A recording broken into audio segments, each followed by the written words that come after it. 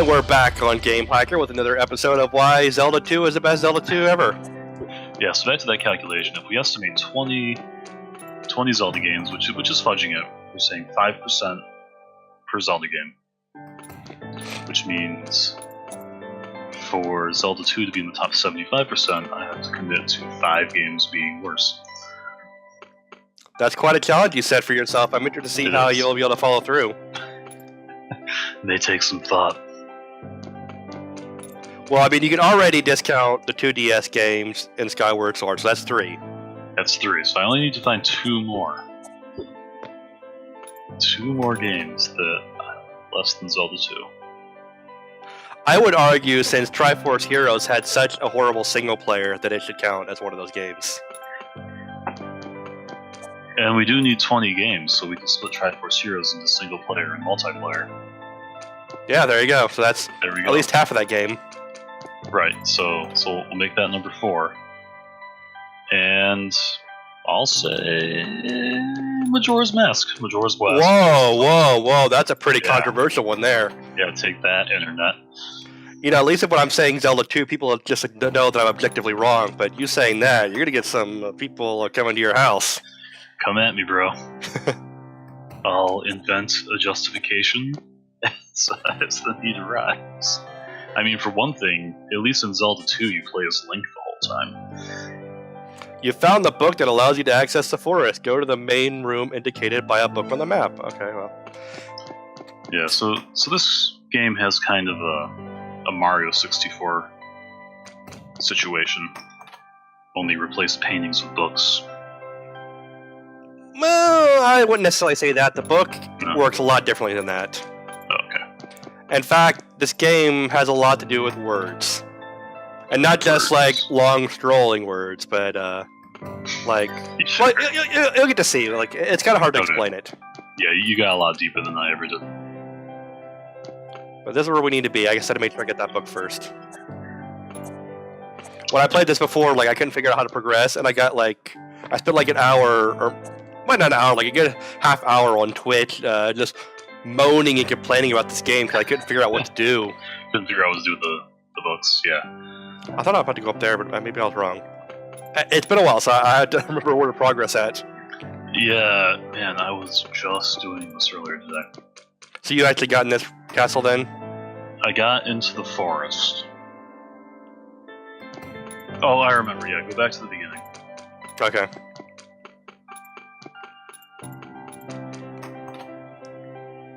Yeah,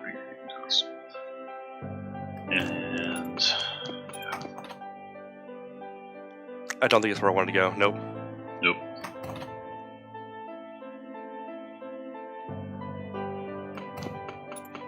Yeah, I don't really understand why, like, for what's basically sort of a hub world, why they had to make this castle sort of so easy to get lost in when you first start.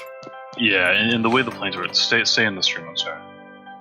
Oh, you want to go in the room below, in the central room, right? Yeah, well, you want the one on top of the central room. Oh, okay. Yeah. And yeah, like the way the planes work out, it's hard to jump onto things. Yeah, it can be, especially since you have like the long jump. So sometimes it's hard to get those lined up because it's just like one tiny sliver higher.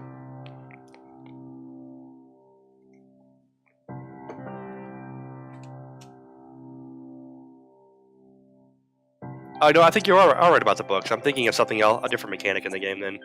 Oh, okay.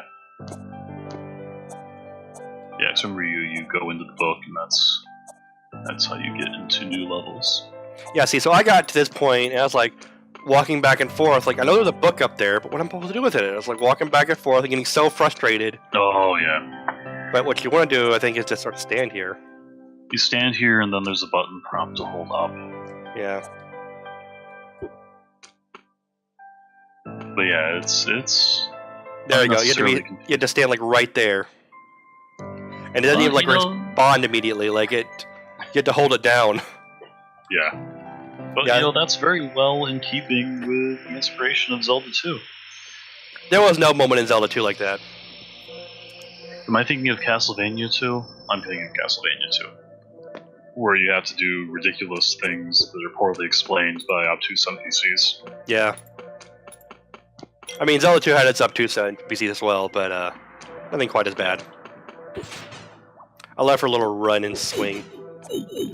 Yeah, I do hate how you lose all momentum when you're doing the combat.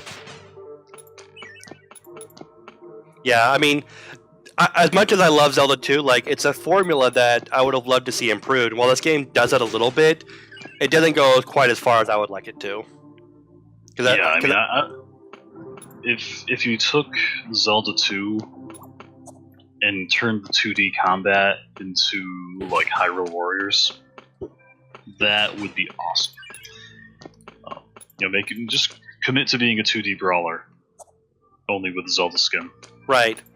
Well, not even necessarily like a brawler. Like, you want to keep sort of like the finesse of the combat, which I think you'd have a hard time doing that in a brawler. That's but true. Definitely more fluid. Yeah. Sort of like a cross between like Castlevania and Metroid. Okay, I see what you're saying. Cross between Castlevania and Metroid. Which I know they're like just such similar games already, but like they both have like such fluid motion, but Metroid 2 is more focused on long range combat. Right. And Castlevania is more close range, but not quite as much as Zelda 2. Yes, yeah, you don't have to get up in their face to the same extent. Yeah. Like the girl in this game, who I don't think I ever learned her name, she has no reach. You have to be pretty much on top of guys to be able to hit them. Yeah, which I mean, that was the same problem you have in Zelda 2. Like Yep. The only thing he had going for him was like his ability to shoot sword beams, which he doesn't even have that. No, not in this game. Yeah, so that adds a lot of tension to the combat. Yeah, like you'd want it to be like a hair, like your sword to be like a hair longer, just to have a little bit more reach, just a little bit more reach than maybe the enemies do. Yeah, that's what it really comes down to. You want to be able to reach for the enemies, like exactly what you said. Yeah, so because like I mean I know like it's sort of nice to have like a sort of a fair fight when you're fighting like a Dark Knight or Lizalfos, but it's nice to have like a little bit of an advantage as a player because I mean you are fighting a lot more enemies than they are. Yeah, like those spear ducks actually have more reach than you do. They do. That's because they're able to have a spear. Yeah, that's the whole point of a spear.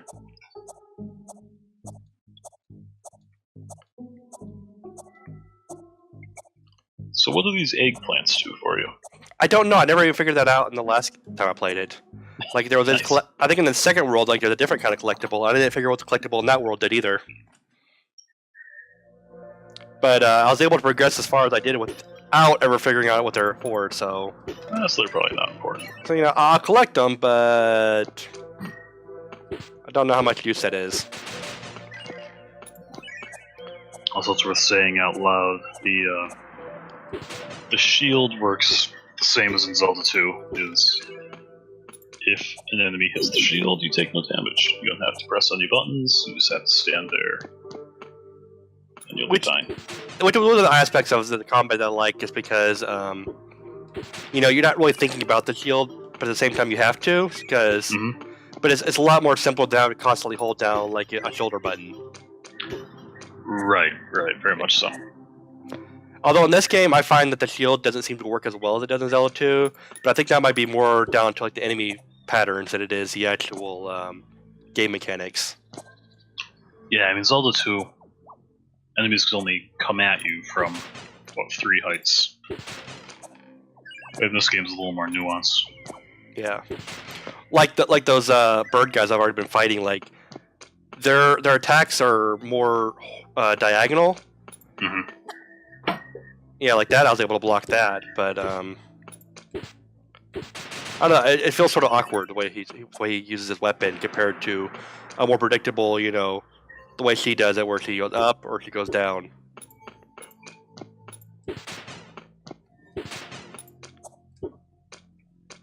So yeah, I'm just sort of wandering around aimlessly at this point. Oh, here we go, I found the village. Alright. Yeah, so these guys sort of talk in music, and what's interesting is, I don't actually have the device yet for this, but you actually have a way of recording the way they speak. Like those little notes that show up, those correspond to different words. And okay, so you'll get a translation device eventually.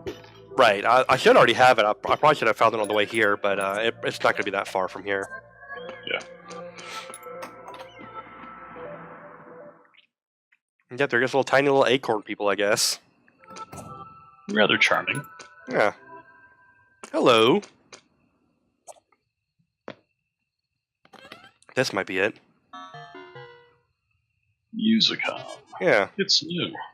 This is a musicom. It's a musical instrument that will allow you to communicate with inhabitants and objects. Now find all the runes and unlock the language of Exodus. Alright, so if I find certain runes, I think I'm able to recreate their language. You like me, hat?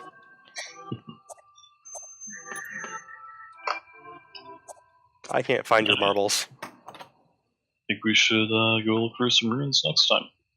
Alright, next time we'll go rune hunting. Good night. Good night.